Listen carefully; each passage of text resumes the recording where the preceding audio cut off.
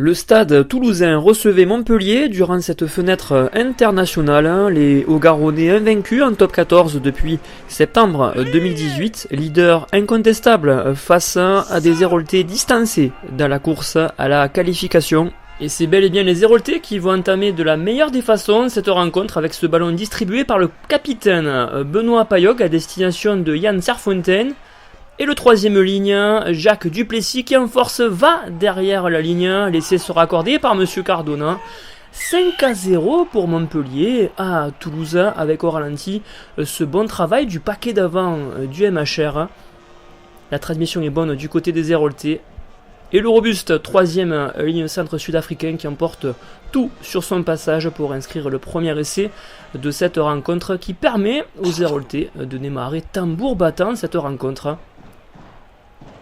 Toulouse va réagir assez rapidement à la suite de ce pénal touche, la récupération de l'alignement stadiste qui s'organise autour de Sébastien Bézi. L'avancée est bonne pour les locaux, le pack héroltais va finir par céder. La poussée est collective du côté du stade toulousain. Monsieur Cardona n'hésitera pas une seule seconde et ira entre les poteaux accorder l'essai de pénalité.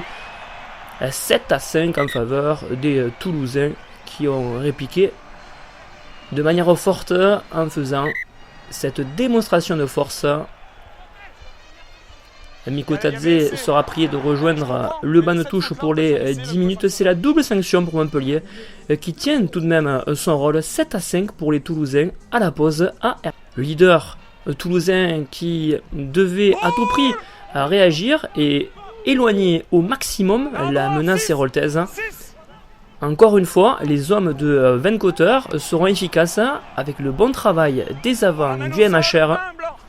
La faute commise par François Cross. Monsieur Cardona va revenir à l'avantage initial. Le capitaine Benoît Payog se chargera de convertir cette nouvelle pénalité. Observez bien ce renvoi capté par Cross qui va transmettre ce ballon sur le petit côté. Lucas Tauzin converge sa course en remettant à son centre Pitaki et la remise intérieure à nouveau pour Zach Holmes pour cet essai remarquable inscrit par les Toulousains. Toulouse qui va emporter la décision en toute fin de rencontre grâce au travail de ses avants concrétisé par François Cross. Le score final 27-14 en faveur des Toulousains.